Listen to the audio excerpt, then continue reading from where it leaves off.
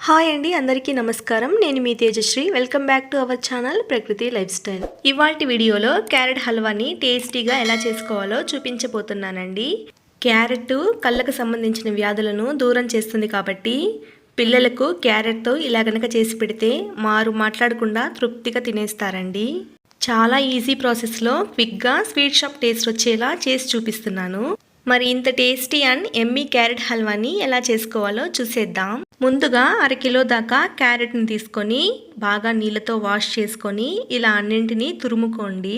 మీకు తురమడం కష్టంగా ఉంటే గనక క్యారెట్ని చిన్న చిన్న ముక్కలుగా కట్ చేసుకొని బరకగా మిక్సీ పట్టి కూడా చేసుకోవచ్చండి. ఇలా తురుముకున్నాక ఈ ప్లేట్ని తీసి పక్కన పెట్టుకుందాం. ఇప్పుడు స్టవ్ ఆన్ చేసుకొని ప్యాన్ పెట్టుకొని అందులోకి 2 టేబుల్ స్పూన్ల దాకా నెయ్యిని వేసుకుందాం. నెయ్యి వేడయ్యాక కొంచెం జీడిపప్పు వేసుకొని ఒకసారి కలుపుకుందాం. ఇప్పుడు కొంచెం కిస్మిస్ని కూడా వేసుకొని జీడిపప్పు కిస్మిస్ దోరగా అయ్యేంత వరకు వేయించుకుందాం. జీడిపప్పు కిస్మిస్ ఇలా దోరగా వేగాక ఒక ప్లేట్లోకి తీసుకొని పక్కన పెట్టుకుందాం. ఇప్పుడు అదే ప్యాన్లోకి మనం తురిమి పక్కన పెట్టుకున్న క్యారెట్ని వేసుకుందాం. వేసాక వీటిని 2 నుంచి 3 నిమిషాలు బాగా వేయించుకోండి. ఇలా లైట్గా కలర్ మారాక మనం పాలు యాడ్ చేసుకుందాం. ఇక్కడ నేను అరకిలో క్యారెట్కి అంటే కప్స్తో చెప్పాలంటే 3 కప్పుల క్యారెట్కి 3/4 లీటర్ పాలు తీసుకున్నానండి.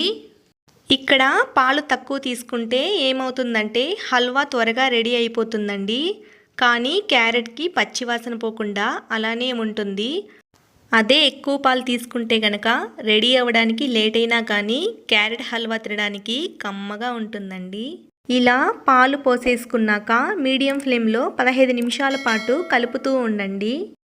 ఇలా పాలన్నీ ఇమిడిపోయి క్యారెట్ 90% కుక్ అయిన తర్వాత ఇందులోకి 3/4 కప్పు దాకా చక్కెరని వేసుకుందాం. మనం 3 కప్పుల క్యారెట్ని తీసుకున్నాం కనుక అందుకు 3/4 లీటర్ పాలు 3/4 కప్పు చక్కెర అయితే కరెక్ట్గా ఉంటుందండి. మీకు స్వీట్ ఎక్కువగా కావాలంటే కొంచెం చక్కెరని యాడ్ చేసుకోవచ్చండి. చక్కెరను యాడ్ చేయగానే ఇలా కరిగిపోయి నీళ్లుగా మారుతుందండి. ఇంకొంచెం సేపు వీటిని బాగా వేయించండి. ఇలా కొంచెం గట్టిగా మారాక ఇందులోకి 1 స్పూన్ దాకా నెయ్యిని వేసుకొని బాగా కలుపుకోండి. తర్వాత ఇందులోకి ఫ్లేవర్ కోసం యాలకుల పొడి వేసుకొని మనం వేయించి పక్కన పెట్టుకున్న జీడిపప్పు కిస్మిస్ని వేసేసుకొని ఒకసారి వీటన్నింటినీ బాగా కలుపుకొని స్టవ్ ఆఫ్ చేసుకుందాం. అంతే అండి, చాలా టేస్టీ అండ్ ఎమ్మీగా ఉండే నోట్లో వెన్నెలా కరిగిపోయే క్యారెట్ హల్వా రెడీ అయిపోయిందండి.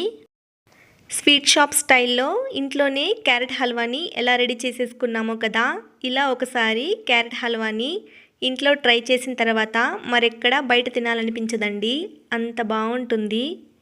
సో మరి ఈ కొలతలతో ఈ ప్రాసెస్లో ఒకసారి ఇంట్లో ట్రై చేసి చూడండి. ట్రై చేశాక మీకు ఎలా కుదిరిందని నాతో కమెంట్లో షేర్ చేయండి. ఈ వీడియో కనుక మీకు నచ్చినట్లయితే ప్లీజ్ లైక్ చేసి సబ్స్క్రైబ్ చేసి మీ ఫ్రెండ్స్ అండ్ ఫ్యామిలీతో షేర్ చేయండి. Thank you for watching. Next వీడియోలో మరొక రెసిపీతో మళ్ళీ కలుద్దాం.